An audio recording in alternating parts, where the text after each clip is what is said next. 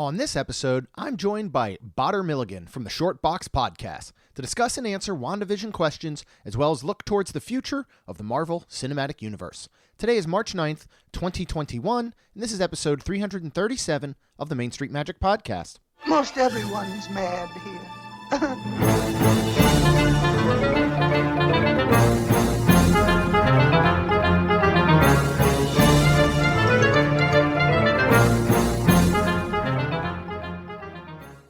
Hello and welcome to another episode of Main Street Magic. I am your host, Jeremy Stein, and I have given Rhonda the day off so that I can sit down with Botter Milligan from the Short Box Podcast. Looking forward to bringing him into the show in just a minute. Make sure you check us out on the web at mainstmagic.com, as well as follow on Facebook, Twitter, and Instagram at mainstmagic. If you've not done so already, head on out to Facebook and search for the Main Street Magic community and ask to join. And if you've not subscribed, we would love if you do so right now so you can get new episodes every Tuesday and Friday. And if you want even more content, including in-park, resort, at-home live streams, 15% off our Main Street Magic merchandise, which you can find at mainstreetshirts.com, plus a whole lot more, check out our brand new Patreon group at wonderlandcrew.com. So Botter Milligan is going to join us from the Short Box Podcast. The Short Box is an award-winning comic book and pop culture podcast based in Jacksonville, Florida, created in 2012 and hosted by Botter, Caesar, Ed, Ashley, and Drew. The show is on its sixth season of releasing weekly opinionated discussions centered around comic and pop culture topics. Industry professionals, actors, musicians, and content creators regularly join the show to chat about projects and the latest fandom news. You can learn more at theshortboxentertainment.com, and make sure you search for the Short Box Podcast on your favorite podcasting platform and subscribe. All right, let's talk to Botter Milligan all about WandaVision and the future of the Marvel Cinematic Universe. Well, thank you so much for joining us today. I'm so excited about this conversation and that you agreed to come on our podcast because, as I shared with you the other week when we talked, and our listeners certainly know, I'm much more of a casual Marvel fan.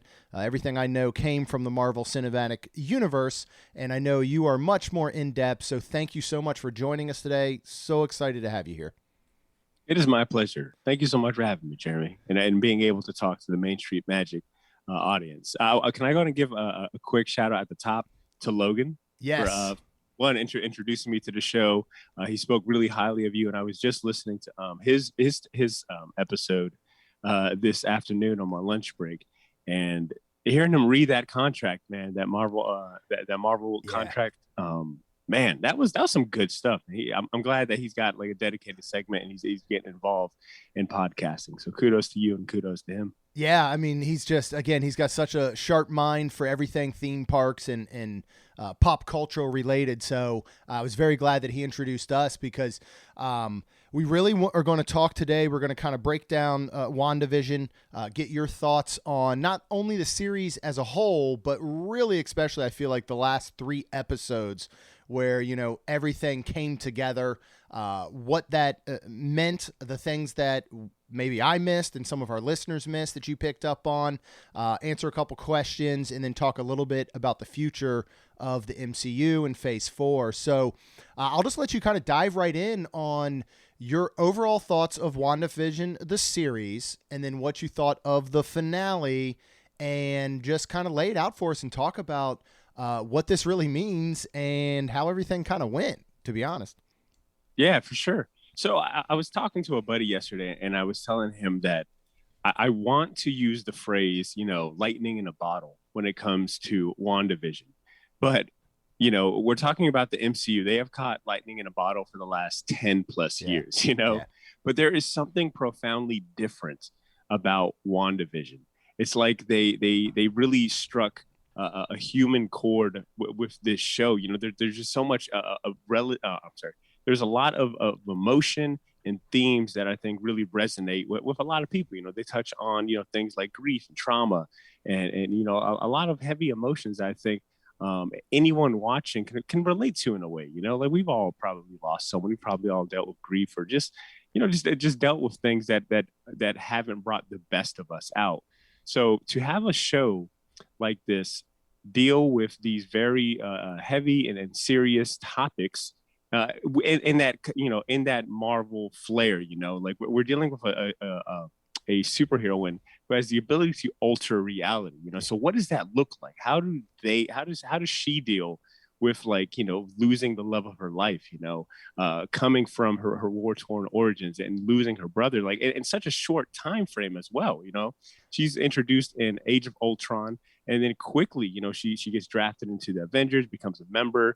She's got the incident that happened in the Civil War. Yeah, Civil War that kicked off everything with the split, and then ends up losing Vision in Endgame. So in such a short, condensed time frame, you look at everything she's been through, and it's like, man, I don't blame her for any of her actions or decisions. Like, yeah, whose mentality wouldn't be broken to that point? So to see Marvel like really hone in on what I think a lot of fans felt was an obscure character. I don't think Wanda or Vision, because Vision only appeared, I think, this is his third appearance. His first appearance being Age of Ultron, and then I think Endgame was his next one. But he hasn't had a lot of screen time. Neither has Wanda.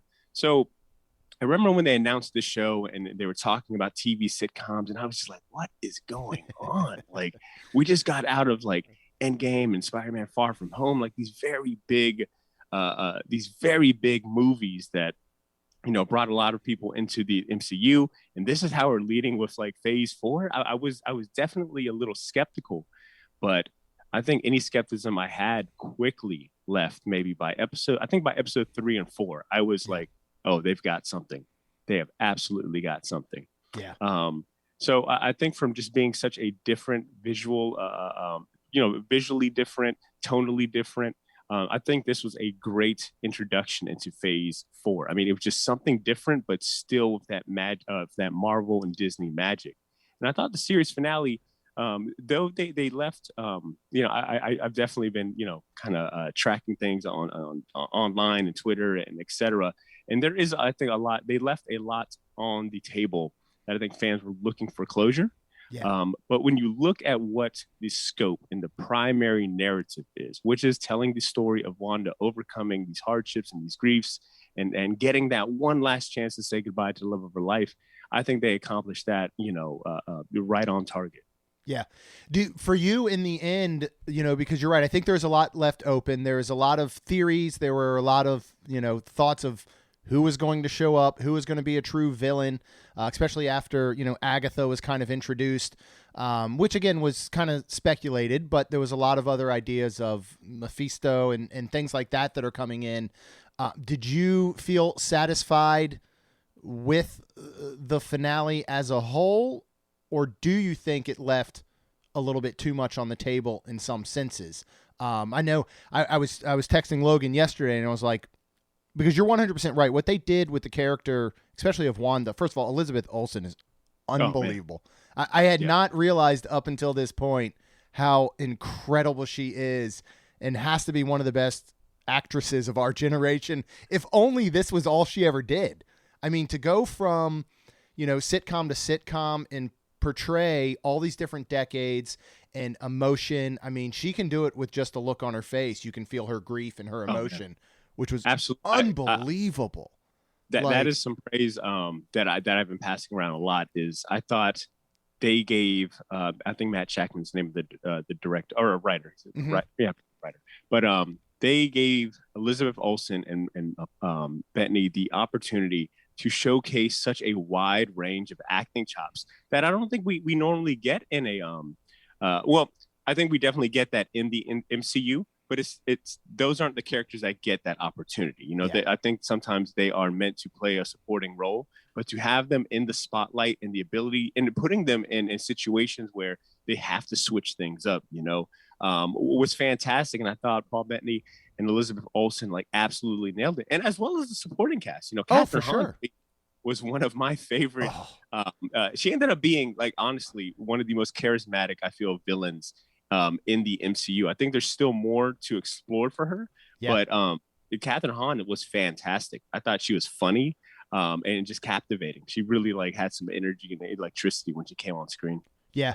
And, you're right about the story they were able to tell. We're so used to watching these, just cinematic summer blockbuster masterpieces.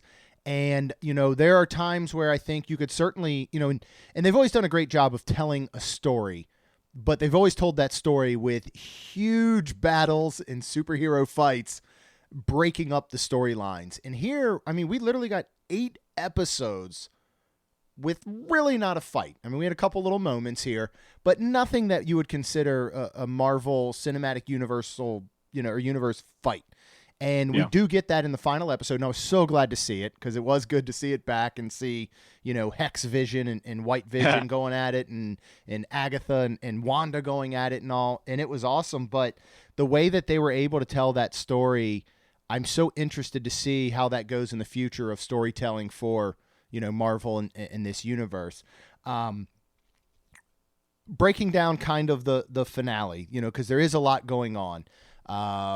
What is, and I think you're spot on saying we've got more to see from Agatha. She's not done. I think we have more to see, of course, from White Vision. Of course, we've got, Monica Rambeau and Photon is obviously coming on, and we have a lot of these things going, that are happening. Tommy and Billy as well. What are your thoughts on kind of each of those characters moving forward? Maybe let's start with Agatha. Sure. She is basically put back, in a sense, into the Hex in her personality as Agnes, but then the Hex went away as Wanda closed it. So where does that leave her? If not, is she just now a regular resident of the original Westview? Yeah, and that was one aspect. I felt like between Agatha, the kids, and White Vision, those might have been maybe the most. I think those 3 are the ones that I've got a lot of questions. I don't think they cleared it with many answers. They kind of gave a broad. Well, White Vision, they didn't really give us any explanation. He just ended up leaving. None. He just flew through the roof and was like, "Peace." That's it. But they definitely didn't explain, I think, in detail what it meant to collapse the Hex, and her saying goodbye to the kids, as well as the punishment she served to Agatha.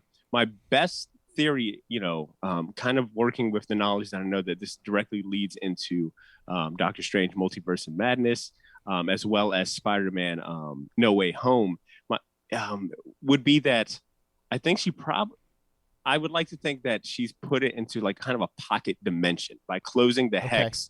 She hasn't really gotten rid of it as much as like maybe just minimize it to a point it's no longer relevant, like kind of like a pocket dimension. And, because I read somewhere Kevin Feige was saying that the only clue people needed to know about how this kind of relates with Doctor Strange is in the title of Doctor Strange, Multiverse of Madness, Yeah. And if you remember in the Doctor Strange movie, they kind of, I think that was one of the first movies to introduce the concept of a multiverse within the MCU. And then we kind of got a bigger payoff in Endgame and Infinity War. When the Ancient One is speaking to Bruce Banner, she's talking about, all these different events are branching off into different timelines. So I think this phase, I wouldn't be surprised if they start really expanding on what they introduce with that, with the multiverses and whatnot. So I wouldn't be surprised if that Hex is its own multiverse now, because you hear the kids at the end of it screaming, "Mom, come save me." So it's like, well, the kids must be somewhere. Right. Are they still in Westview? Is Westview just out of sight, out of mind, or within a different, dimension that Wanda has kind of put away so she could maybe come back to it at some point, or just she's not aware that she can come back to it? I kind of have a feeling that might be the case. I did read a little interview today from Screen Crush, I believe, where they were speaking to Catherine Hahn, and she spoke so highly about, I really want to play Agnes or Agatha again. I had a lot of fun. I don't know what they have planned for her. They keep, the information very tight, very tight, close to the chest. So even I'm not aware. And that could just be, PR moves. Sure. I wouldn't be surprised. But yeah, that's where my theory kind of lies with Agatha and the kids, that they are in a pocket dimension that is now in trouble, and Wanda's going to have to kind of figure out how to either go to them or bring them back to us. Oh, that's great. Definitely didn't think of that. A question I think I kind of have, if we keep on with Agatha, because I at first, and I was just telling you before we hit record, like I rewatched all 9 episodes in like the past day, basically, to kind of go back and look at things. And I highly, highly recommend everybody does so. Because, again, like anything, it's so interesting when the spoilers. You go back to the beginning and you pick up on so much more that you never would have to begin. But one of the things that I found so interesting that confused me a little bit was Agatha as kind of the villain, because, for me personally, watching through, I really thought it was going to come out that this was created by somebody else. The hex was not under Wanda's control, that it was from somebody else. And obviously Agatha had a little bit of part in that by coming in and kind of, messing things up. But did Wanda, and this is just almost a timeline thing, did Wanda create the hex? Agatha got wind of it and thought, wow, that is some amazing power. Let me get myself into this and try and find out how she did it and gain her power? Or was she somehow already in the hex as it was created, like she was actually a resident of Westview? That was the one thing that confused me. I thought Agatha was an interesting villain per se that I didn't know fit within the regular realm of the story of what was going on. So if I deciphered what she says, and I believe it was episode 8, I think it was episode 8.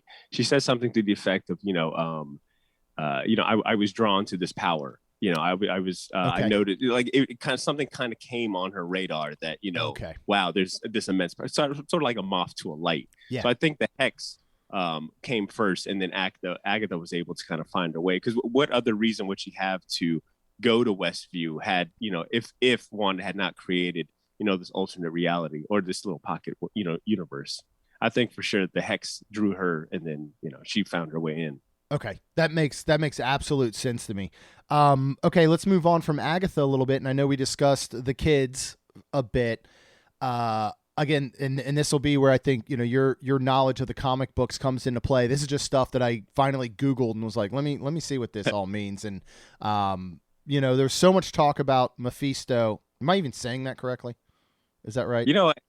I have been to mispronounce a lot of things, so you could be right, but I've always heard it pronounced Mephisto. Okay, Mephisto. We'll take that then, because I definitely don't know. Okay, so let's, I know that in some of the comics, Mephisto, that Tommy and Billy were created basically as parts of him, correct? So obviously that did not come to fruition here, because we found out that Wanda created them inside of the Hex, along with Vision.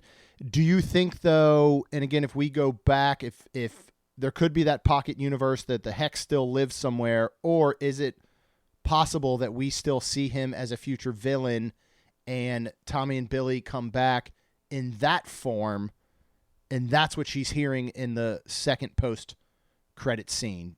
I definitely would not. Okay. I definitely would not dismiss that at all. I wouldn't be surprised if we got Mephisto kind of worked into this, because he kind of fits into that realm of, for sure, magic and kind of like the dark arts. So yeah. I don't think it'd be outside the realm of possibility that they introduce him or incorporate him in a way with Doctor Strange, especially when we're dealing with Doctor Strange as well. Because Doctor Strange kind of deals with all types of dark magic beings and entities. So I would not take that off the table at all. And I think the Kevin Feige, as well as his team, are smart enough to possibly use the kids as a story plot point to introduce them. Because the book at the end of it, that Darkhold, in the comic books, it's got a ton of names. I'm trying to pull up my notes here real quick.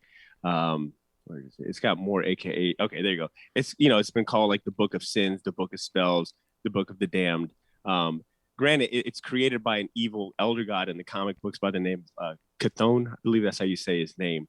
But this book is essentially like a collection of all his evil works and his evil spells. It's meant to be able to bring him back to our universe anytime that he needs, et cetera, et cetera. I wouldn't be surprised if they make a slight adjustment to that comic book story origin and just say, it's the Book of Mephisto, and this is, all of his evil spells and things like that. So it's kind of like, if Wanda created these kids using her powers, and her powers happen to be tied to magic and what seems maybe the darkest forms of magic, I can definitely see them incorporating a big evil baddie like Mephisto in some sort of way. This is where she draws her powers, or her powers are somehow related to like this, evil dark god here. And this is where, again, I'll just need your knowledge because I forget, Billy and Tommy are part of which future Avengers group? Is it Young Avengers? Yeah. So in the comic books, they end up growing up to be I'm trying to remember. I always get these two mixed up, but one becomes Wiccan and then one becomes Speed. I believe Tommy ends up becoming Speed and Billy becomes Wiccan. Wiccan is more of a closer to Wanda's power sets. He's kind of got the magical ability side, and like we saw, Tommy, super quick, fast. Supposed to kind of represent her brother Quicksilver's power set. So in the comic books, the kids in Wanda are very kind of convoluted old school comic book stories. So it's really wild. It's you try to track it and you're like, wait, what? They're shards of what? But around 2008, I believe is the time frame, they decided to bring back her kids as adults with kind of a slightly altered origin. They didn't really tie her to WandaVision upon their first appearance, but they were part of like this new young team of superheroes called the Young Avengers. So Tommy and Billy were part of it, as well as some characters that we're starting to see be introduced in the MCU. So like Stature was a member of the Young Avengers, and she's Hank Pym's daughter. Uh-huh. She's got the ability. She ends up taking his suit, and she's got the ability to grow in size, just like Hank Pym Ant-Man. The MCU is also introducing Iman Vellani as Miss Marvel. She's getting her own show, but she's playing Kamala Khan. And in the comics, she goes by Miss Marvel. She's got the ability to kind of like transform her body parts to, she can make her fist really big, or, she can grow very tall and things like that. But we're also getting Haley Steinfeld as Kate Bishop in the Hawkeye series. So they're already introducing a lot of younger superheroes, which I'm thinking that Billy and Tommy that we've seen in WandaVision, I don't see them wasting them. They've already casted, some two stellar kids to play them. They've given them powers, which, once again, I'm like, this is too much of a coincidence not to just, I don't think they're just story plot points. I think that we're going to get something out of it. And the fact that they're able to age them up, kind of freely, I think gives them a lot of room. So one of my kind of like theories is that we are starting to see Marvel think well ahead of their timeline to set up a young Avengers crew. I mean, they've got all the ingredients for it. I wouldn't be surprised come Doctor Strange, the Doctor Strange movie, that they're fighting for the souls or the fate of Billy and Tommy to bring them into our universe, and they end up growing up to become, heroes as part of Young Avengers. Oh, that sounds awesome. That's amazing. I love that. That I'm all for that. Let's talk about Monica Rambeau in Photon. I think for me that was the one thing I missed the most. I wanted to see more. We got very small glimpses of her, and obviously it's just setting up for a future for her. Whether that's in Captain Marvel 2 or it's in whatever it may be. And of course we had the first post-credit scene with her in the Skrull.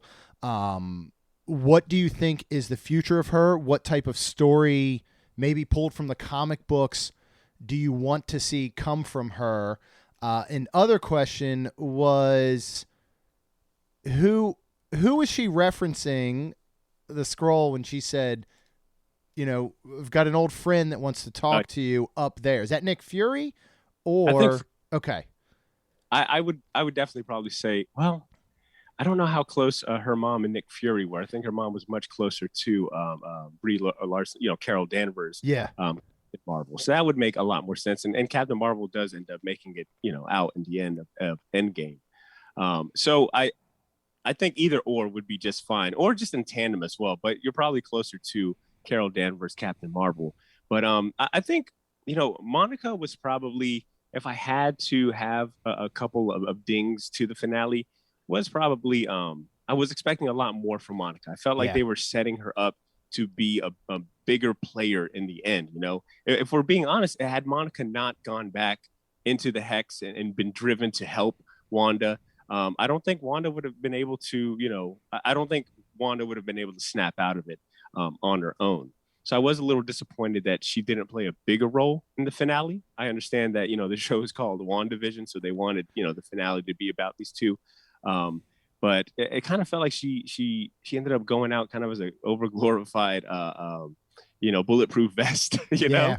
I think there was a lot more. There was a bigger potential to do more with her. But I think the answer to that they gave us was, look, we can only give you so much storytelling in 9 episodes that we were slotted. We've got to focus. But at least they gave us that end credit scene to give us the hope of, okay, her story's not done yet. And so I do agree with you. I think, I believe so. She is going to be appearing in the next Captain Marvel movie. I think she'll have a hand in that Secret Invasion movie as well. But overall, I think she was a great addition to the MCU. I mean, she is a strong, brilliant, a woman of color superhero. She, in the comic book, she has served as the leader of the Avengers at certain times. She's run her own team called the Next Wave, and she's been in so many different superhero groups and circles. I think it's cool that they finally brought her in. And then, fun fact, in the comics, she's got just as many AKAs as the Darkhold. She's gone by Photon. I think she was originally called, her first appearance was in a Spider-Man comic, and she went by the name Captain Marvel. She's been called Spectrum, and a whole lot more.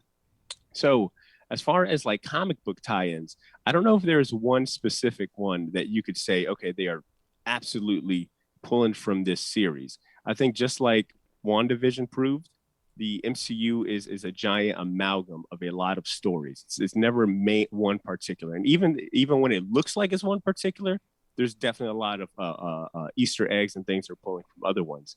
But the two that come to mind that I would recommend, for anyone that wants to kind of get ahead and understand maybe where they're going to continue to reference, there was a 2013 Avengers series. It was called 9ee Avengers. And she was on this team, as well as Spider-Man and Luke Cage and some other characters. I've already seen some images and things online where people were referencing, they've pulled this panel from the specifically that in the series finale where she kind of takes the bullets through her using her powers. Yes. They had pulled that from this series, this 2013 9ee Avengers series.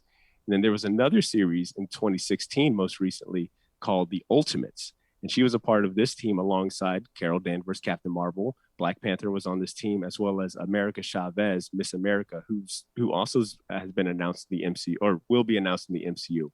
And this one was more like kind of a space kind of adventure series. They were out in space, and their main objective was to fight any threats that kind of threatened the multiverse. I think between those two series, I think I wouldn't be surprised if they referenced more of that characterization from there. That sounds great. And I got to say, one of the defining moments in the entire WandaVision series was seeing Monica come back from the blip. Because it was the first thing we saw, because we saw it in Far From Home in a very joking manner when they were on the basketball court, and it was like, oh, everybody ran into each other. But to see that, and I could see an entire series, because like we didn't get enough of it in Endgame, I feel like, and I know, like, Steve Rogers was going to those self-help groups and where the Russo brothers showed up and all in that, and they were talking about it a little bit and what it was like, but to literally see her come back from the blip in a hospital where there's absolute chaos because nobody understands what's going on, honestly was probably my favorite scene from this entire series. Unbelievable. Jeremy, you are a man after my own. I think I have said literally the same thing word for word. That is still one of my favorite episodes from WandaVision. It was such a brilliant way to introduce a character. You have a character literally regenerating, wakes up in a hospital. There is absolute chaos, and then finds out her mother has, passed away, what I think they said a year or two ago. Yeah. Like, talk about a way to make you feel for a character, to get you emotionally invested in a character you have no idea who she becomes. I know. I was like, I'm down for the ride. Like, I hope she gets a W. I want her to win. Yes. Yeah, that was a fantastic episode. And you're right. And Far From Home, they made, it was like a quick collage. I think there's like, kids coming back from in a gymnasium, yep. and then some other like kind of comical scenes. I think in Endgame, what you saw was what was life like during the blip. Yeah. But I think it is so fascinating to think, like, what was it like when everyone came back in the most, in these places like hospitals and other things? Like it's got to be, I'm definitely fascinated by that. Yeah, I could watch a whole series on that. Well, let's move on a little bit to White Vision, because I don't know what else to call him, but I think that's what everybody's calling him. So I think in the he is when he shows up, he's called Anti-Vision because in the comics he ends up suffering kind of a similar fate. He gets destroyed and disassembled, and they bring him back, but he doesn't really have a quote unquote soul at all. He's very cold. He doesn't remember anything about his relationship with Wanda, much like in this series much like in the series as well. They call him Anti-Vision. Okay, so all right, so we'll call Anti-Vision. In the end, in the second post-credit scene, Wanda's in her little wooded cabin, and she's basically studying the Darkhold, and we can hear the boys, of course. But there seems to be no sign of Anti-Vision once he flies through the roof of the library, which, again, as I think we're saying with, Monica Rambeau, is let's give him a little something. Yep. We've only got so much time to tell the story, which is truly about Wanda the most. Obviously, Vision is a part of it, but what do you think the future of that is? Maybe how it relates to the comics? What do you think we see from Anti-Vision moving forward? And does he or will he become Vision again? Because I know they kind of went through, there they are battling, and then they kind of have this, chat of two beings that they are of, hey, let's make some sense of this. What's really going on? Hex Vision kind of gives some of the data and memories back to Anti-Vision. He kind of realizes like, oh, okay, I am Vision. Flies off. Where do we go from here, in your opinion? This one is definitely a tough call because you don't really have much to work with. You don't get a mid-credit scene kind of giving you a hint or anything. I looked online to kind of figure out, has he been slated for anything? And I don't believe Paul Bettany has been confirmed or slated for any other Marvel projects that I know of. Granted, that could change, the next month or two. Sure. But, I think the most logical sense would be that, Vision is tied to Wanda, both literally and figuratively. That's the love of his life. And he is literally tied to her because, he is a part of the Mind Stone and things like that. I think the most logical answer would be he shows up with Wanda in Doctor Strange, Multiverse of Madness, to save his kids. His kid. I think the kids will play a central role in the Doctor Strange movie. So it just kind of like it makes sense. Wanda's going to be involved. The kids are involved. Of course, I think their dad's going to be involved in some way. If we do get Mephisto and we are talking about saving the souls of the kids, wouldn't it also make sense that Vision, that's the only thing he lacks right now? He's got the body, he's got the memories, but he doesn't really have that the essence that makes Vision. So I think that they might be able to give us a double whammy. Not only do we get the kids brought into this universe, but also Vision finds himself as well. Yeah, and what I'm wondering is, of course, is this just dropping, of course, future Easter eggs all along? Everything that's coming up, and I've just made a quick note of two that I thought about. One is the rabbit, Senior Scratchy. And again, this is just from me reading and knowing that Agatha had a son in the comic books named, Nicholas Scratch. Is this possibly an Easter egg for a future of that, which again would lead into Mephisto, which also potentially ties back to, I think, again, it was episode 7 when Agatha reveals herself and Wanda's starting to figure out, and there's that fly, I think it was technically a locust, on the curtain. Do you think that this was dropping so many Easter eggs because again, if you go back and you watch from Iron Man 1, and you've already seen all the movies, what are we at, 22 or whatever, over 11 years or something? When you go back and watch, you pick up so many breadcrumbs and Easter eggs from early movies that don't occur for another 5-6 years. And you're like, we were watching Age of Ultron the other day based on WandaVision. I was like, we got to go back and revisit that. And I just remember everybody sitting around the table and they're having some drinks and having fun. Everybody tries to lift Mjolnir. Yeah. And Cap goes to touch it, and in the slightest move, nobody notices it but Thor. And I'm like, holy crap. That was like how many years before Endgame when he wields Mjolnir? Are we setting up for those moments over the next decade, do you think? That all of a sudden you go, Senior Scratchy, or that was the flyer, the locust on the wall, that was this and that. I hope they still have that foresight, you know? Yeah, for sure. I think with examples like that, I think it definitely, the possibility is there. But I also wonder how many of these could also just be red herrings, you know, that it's easy for us to kind of throw this Easter egg in there because we know it'll get the fanboys excited. Yep. But, you know, we don't really need to do much. And I think that's a big contributor to what happened with WandaVision, was that there was so many, I feel, you know, Easter eggs, whether they were intentional or just meant to be red herrings, or just, hey, it is what it is. It kind of definitely gave, it acted as a starter for a lot of, you know, speculations and theories. But I mean, you raised a good point. You look back at the previous phase of the MCU, and a lot of things end up paying off many years later. Yeah. So it'll definitely be interesting to see the things that we were introduced in this series, what carries forward. And you know, WandaVision it's the catalyst. It is the introduction to the next phase of the MCU. So I wouldn't be surprised that, you know, the things that we see in this initial show, this initial springboard, don't come back later on. Yeah. Oh man, like it just gets me so excited to think of all that. Like knowing what we know now. Do you think, you know, there's, again, so much speculation, and there's thoughts that, you know, potentially that Wanda could show up in the next Spider-Man movie. There's speculation, obviously, she's going to show up in Doctor Strange, potentially as a villain. Is she, at this moment, moving back to a villain status just to, again, recoup and bring back Vision and the kids?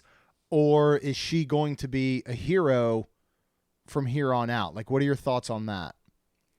I don't think Wanda ends up becoming a villain, more so as maybe a morally ambiguous character. Okay. You know, and I think that would be at the most extreme, because you got to remember, at the end of the day, Wanda had the ability to live this perfect life. She could have easily just kept it. She could have taken the deal with Agatha or worked something out where she could have just lived in this life and be happy.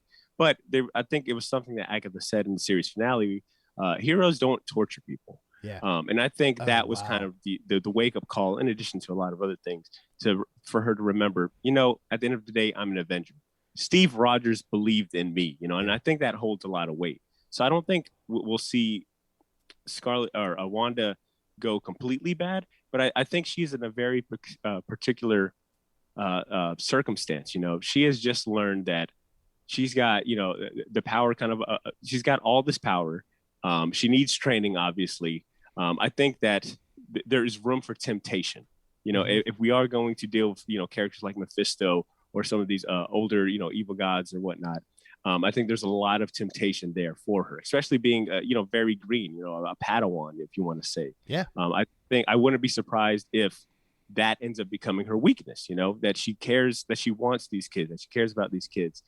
She wants to do right, that someone doesn't leverage that against her. You know, and if we're talking about the devil of the Marvel Universe, Mephisto, it wouldn't be outside the realm of possibility that he uses that to his advantage. You know, I give you your kids, you give me your power, or whatever it may be, whether it's him or another villain. I think she's in a very particular state of, you know, just being very green and new to this world of magic that she's been introduced to. Yeah. No, that makes total sense. I guess another question, because I know I'm kind of jumping all over the place, but this is bringing up so many thoughts in my mind. One of the things that interested me so much in this series was the fact that residents and Vision himself started to become self-aware of what was happening. You know, when I think of, what was his name? Was it Herb? I think. I remember in episode 7 when he was dressed up, he was like Frankenstein, and she was talking to him, and she was like, hey, how's the the neighborhood watch going, and Vision and all, and he was like, is there anything you want me to change? Do we need to redo this? And then Vision started to become aware. Mm-hmm. Was that Agatha? Like, what? That's the one thing as rewatching, and I was like, wait, how did some of the residents become self-aware of what was going on if Wanda had this power over them? Or did she just start to lose that overall power once Agatha really kind of came through and was starting to control as well?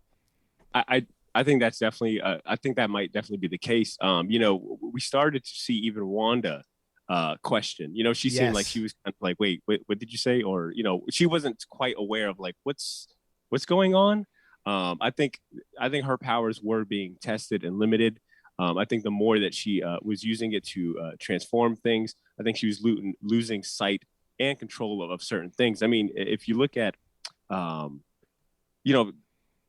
in a certain radius, her powers were, absolutely working. But the further out you go, there was people glitching, being frozen. So I think there was definitely a limit to her powers, especially when you end up learning that she doesn't even know what she was doing. Everything was by chance.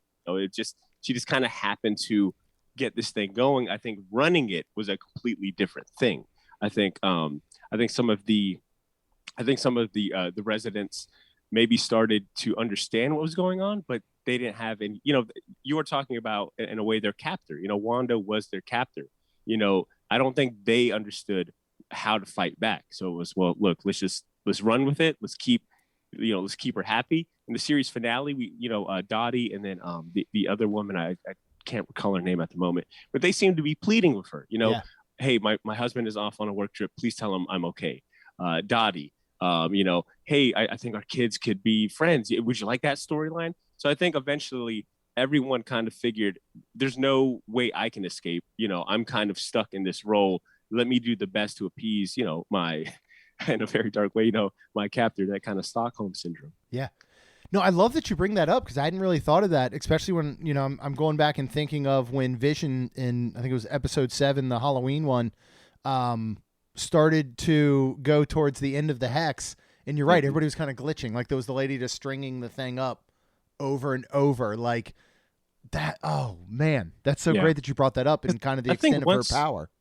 Yeah. I think once the military, got involved, I started noticing that, that certain things she didn't have much control. So I think running that hex was draining her. So she was probably letting go of the minuscule things, but everything within her household, she had full control of. Anything outside was kind of, out of sight, out of mind. Oh, that's awesome. That I hadn't even thought of that. That is outstanding.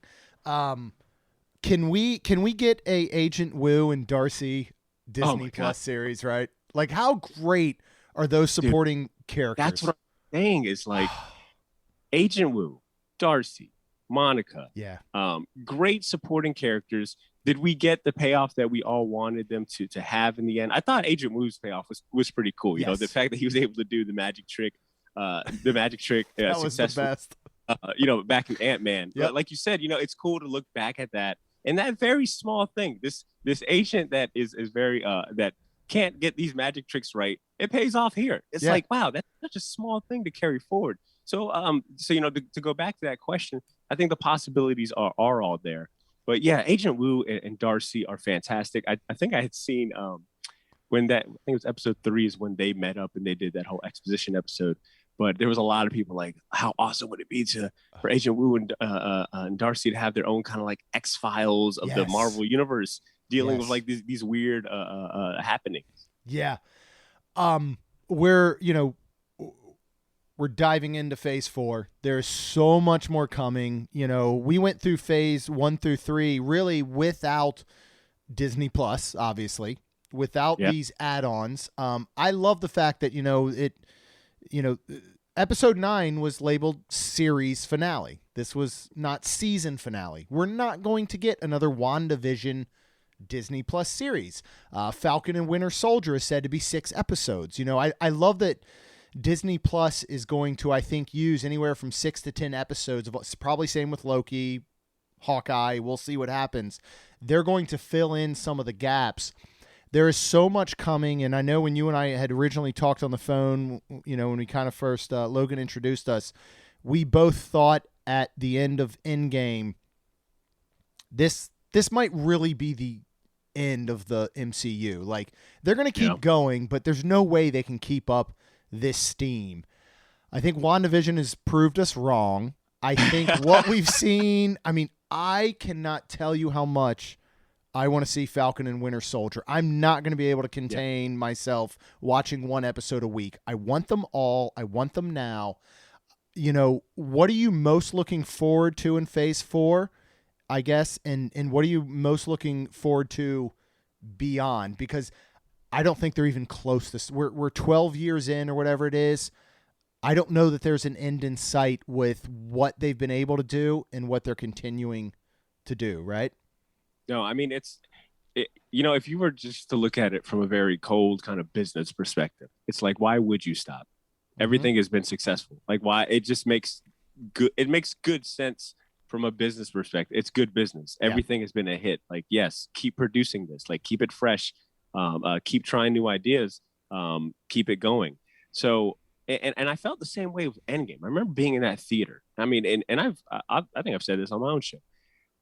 But when I watched Endgame, I went to it was like a premiere night. Of course, we even did like a live podcast show right after. It was cool. It was literally one of the top 10 moments of my life. It was such a great night.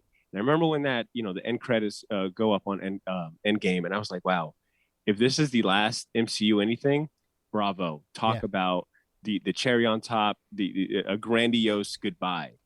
So when WandaVision and all these different shows were getting announced, I remember thinking, like, I don't know if I want this, because the bar is set so high, and I don't want anything to taint what I've experienced. But WandaVision has been so remarkable, man. It was so awesome every week that was the topic of conversation everywhere. And to see such like crazy, very deep cuts from a comic book fan perspective I was like, man, this is my high school self could only dream. Like, if I had a time machine, I'd go back and tell him, hey kid, you have no idea how cool this stuff is going to be. Right now you're getting shoved in lockers, but give it 10 years, you are going to be the man. Oh, that's outstanding. But I agree. I read somewhere that Kevin Feige had said they wanted Falcon and Winter Soldier to be the first show, but due to the pandemic and scheduling kind of getting messed up, they swapped, and WandaVision was now WandaVision became our first serving. And I think had we gotten Falcon and Winter Soldier, even though I'm really excited for that, I think that would have almost felt too much of the same of what we got. That's a great point. We've already seen we've already kind of got a taste of Falcon and Winter Soldier's comedic duo. We got that in Civil War. We got that in Civil War. We also got that in Captain America 2 as well. Two. We've already kind of got that. I felt like we kind of would have already got WandaVision was such a different take, and it was with characters that I know I personally didn't really have a connection to, but now I am all it was crazy that every week I was thinking about WandaVision. I was like, I am thinking about Wanda, I am thinking about Vision every week, revisiting old stories and looking up old comic book plot points. But I'm really excited for what they got, and to think that this year is stacked. I know. Stacked. I kept trying to find online, and maybe my Google food was just not that good today and yesterday, but I was trying to look for one comprehensive timeline for the Disney Plus stuff and the movies. I could not find a really good one. And I think it's because you just have too much stuff. You have to look at it separate. So as far as like the Phase 4 Disney Plus stuff, I am looking forward to this Falcon Winter Soldier, because I think tonally it'll be the action, kind of like high suspense comedy that we all kind of want, that we all love from the MCU. I think there's also another series coming out called What If, and that's coming out, I believe, this summer. And that's kind of like an animated anthology show. So they're going to be touching on different stories every episode centered around the idea of what if X happened instead of Y. So I think that one of the first episodes will be what if Peggy Carter got the super soldier serum instead of Steve Rogers, which I think is a very fascinating concept. Yeah. They've always been some of my favorite comic books. You know, the What If is a comic book series that dates back as early as like the 70s in Marvel. Oh, okay. And they were always super fun because you didn't need to know much about the characters. They were all self-contained one-issue comic books. Sometimes they'd be 2 issues if the story was big enough, but they were always fun because they took the continuity and lore that they had established and just had some fun with it. You know, like, well, what if what if Wolverine was a shield agent and et cetera, et cetera. It was a lot of fun. So I'm looking forward to see what the MCU does. What does the MCU magic and level of quality look like with an animated show? Like, yes. I know that's going to be awesome, right? And then as far as the movies, you know, this year we're looking at Black Widow in May, if that's still the case. I believe that's still the case. We're getting Shang-Chi. Yeah. We're getting the Eternals and Spider-Man. We're getting 4 MCU movies, you know, yes. I think 2 months apart. And Shang-Chi, Eternals are going to introduce brand new characters and probably brand new concepts and themes to the MCU, which you know they're going to build on. You know they're going to tie it in some way. So I'm looking forward to. I'm absolutely looking forward to this. Even the 2022 calendar. You know, there's no real set dates, but even some of those titles, you're like, I am set as far as like my TV viewing experience and movie going experience for the next 2 years, and that's awesome. These guys, it doesn't look like they're going to lose any of that steam. I was the same way. That was a good phrasing that you said, you know, as far as there's no way they can continue the steam. They have found a different energy source, and this is a whole different steam, and I'm loving it. Oh, yeah. And what I'm interested to see is, you know, one of the things that they did so well is they took something, you know, I knew who Iron Man was and Thor and Captain America and, you know, Hulk and all these different characters that they really brought to life for me. But I'm so interested to see the next generation, the way that they brought yes. Guardians to me. You know, Guardians of the Galaxy, I was like, what is this? What is Guardians of the Galaxy? I've never even heard of this. And then I'm like, okay, I love it. So I can't wait to see like what they bring with Shang-Chi and with Eternals and Miss Marvel and, you know, some of these other types of characters is going to be so exciting. Not to like go on a separate whole episode or tangent. Maybe we'll do one in the future. With the success of the MCU, if you had to give me like 2 minutes, why did DC fail so badly? And I know that could be a big, broad thing, but I'd love to almost hear like a quick pitch of what happened. Marvel set the template. Yeah. They decided to go completely against it, I feel like.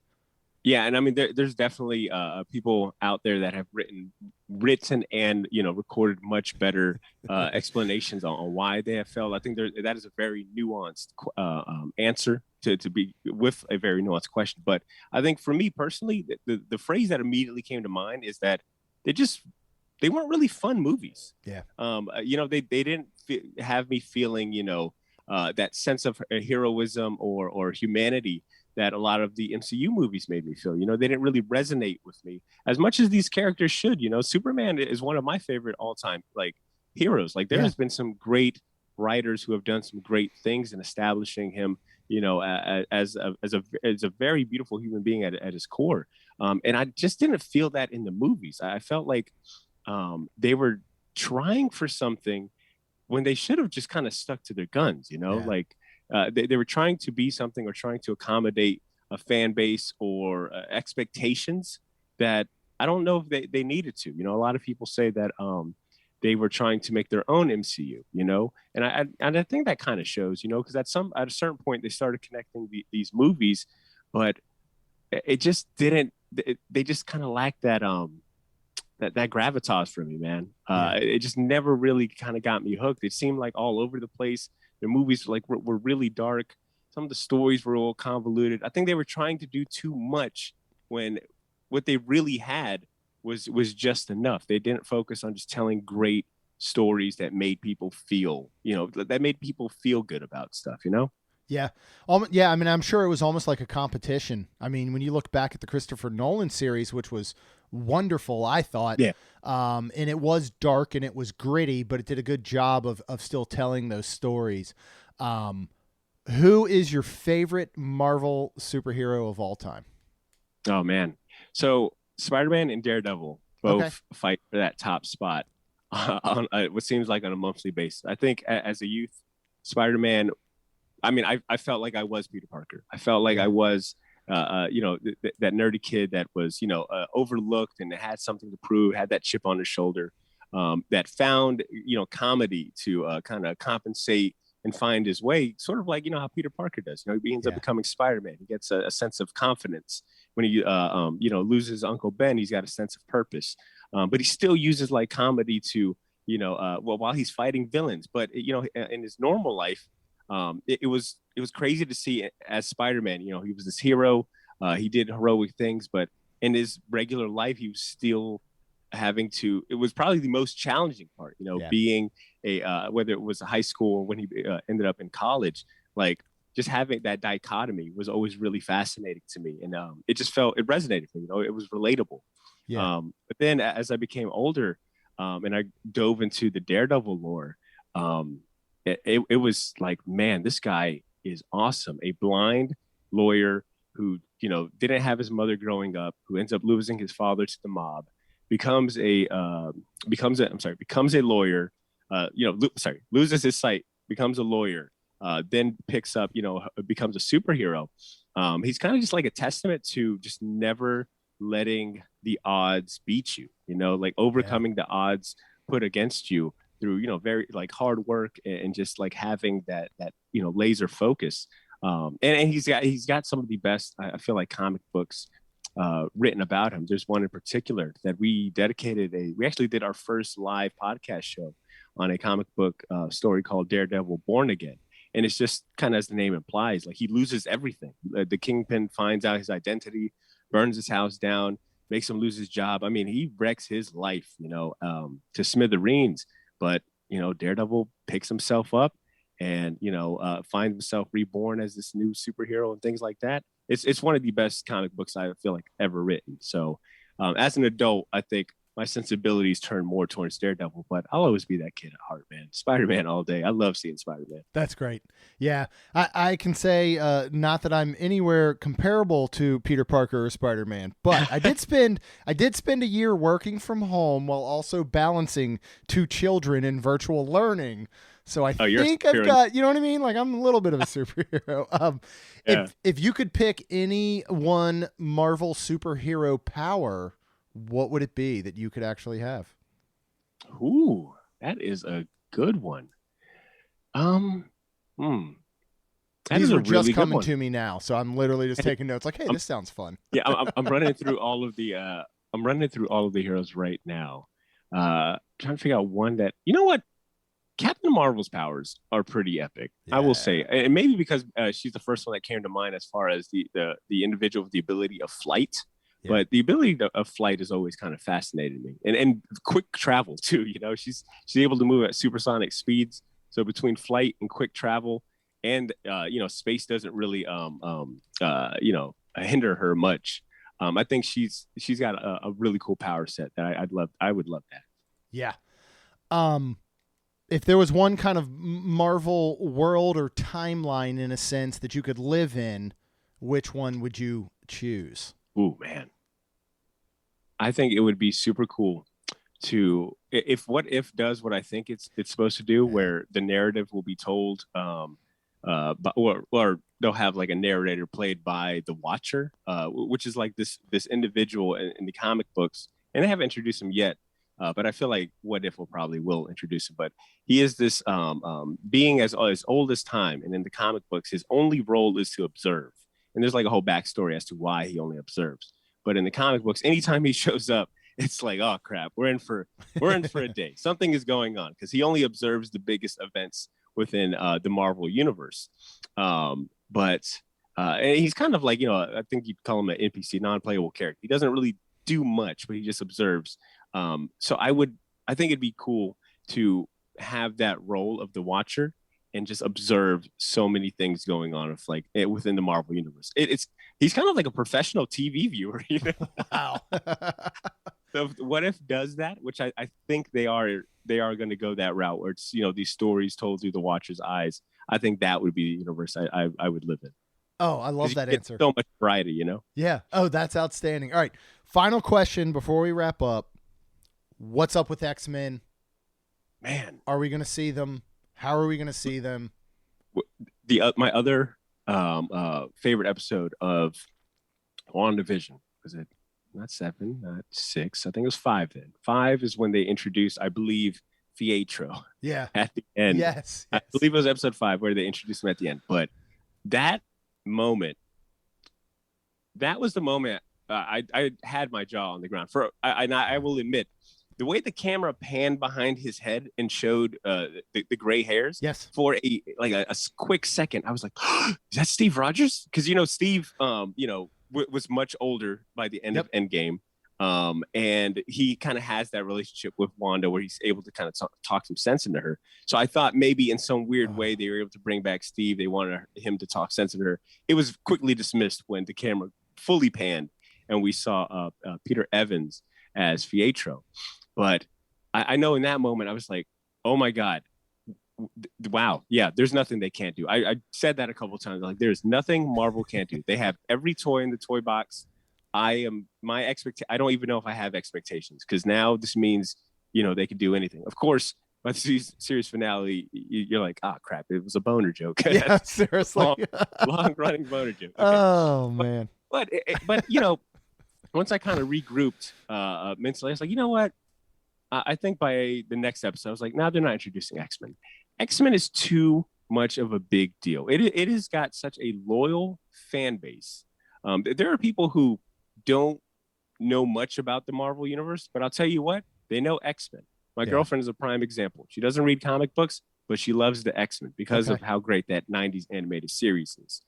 X-Men has its own kind of sphere of fandom. There are people who only mess with the X-Men. They don't really care much about any other comic books. So knowing how valued it is and how much of a big deal it was when Disney finally got, or the Marvel Studios got back the property rights for X-Men, I don't think that would have totally eclipsed WandaVision. So I understand why he didn't end up being, you know, the real Pietro or a mutant or whatnot. That is too big of a deal to try to shoehorn into a show that's already got a main plot point. I think what they're planning for X-Men is going to be, I think it's going to be a statement. I feel like you get a title or a franchise like the X-Men, you need to make that a statement. And I think last week or 2 weeks ago, the news of Marvel Studios started a film or something under the name of The Mutants, which I feel like is a dead giveaway. Yeah. But I think whatever we get for X-Men probably won't be here in this phase or the next phase. I think we'll know when they decide to bring the X-Men. Yeah. As much as I want to be proved wrong, I would be so happy if because the Loki show is coming out. I forgot to mention the Loki show is coming out in June. Yes. And that is dealing strictly with whole other timeline. Exactly. Yeah. Timelines. And it looks like Loki's going to go on, you know, a bunch of adventures messing with the time stream. Yes. So I feel like we are watching them lay the foundation and the MacGuffin to bring in the X-Men. You know, I think all this emphasis on timelines, multiverses is not for coincidence or just for strictly storytelling purposes. Yeah. I said that to Rhonda. I forget why we were talking about it recently. And I was like, you know, you can't bring X-Men in on this current timeline because it'd be like, where the heck have you guys been? So you have to create a completely separate timeline or multiverse to go, oh, that's where they've been. You know, you can't all of a sudden be like, hey, where are you guys during Endgame? Like Thanos was down here. We really could have used your help, you know? So I can totally see them expanding that for that purpose. For sure. And you know what, man, the more I think about, you know, WandaVision being the catalyst for this series and what Wanda's power sets are and what she's capable of, I'm also thinking about, you know, what are the ramifications? What are the consequences of her making, you know, this kind of pocket dimension with this hex? I think that is going to have ripple effects down the time, down the timeline, excuse the pun. But between this and I think Loki, them messing with time, especially in the comic books, that is always a big deal. The minute someone messes with the timeline, they've got stories to tell for, the next, 5 years. They're able to tie in back because you did this, this caused this to happen in the future. So I think, back to, once again, your point, this will be a show that I think many years from now, we'll look back and oh, wow, they set it up right there. Yeah. And if we could ever get any sort of Disney Plus series, and again, I'm sure Chris Evans is done. Could we get a 6-part episode series of him returning the stones? Talk about a timeline set up for everything. Literally just one episode each stone.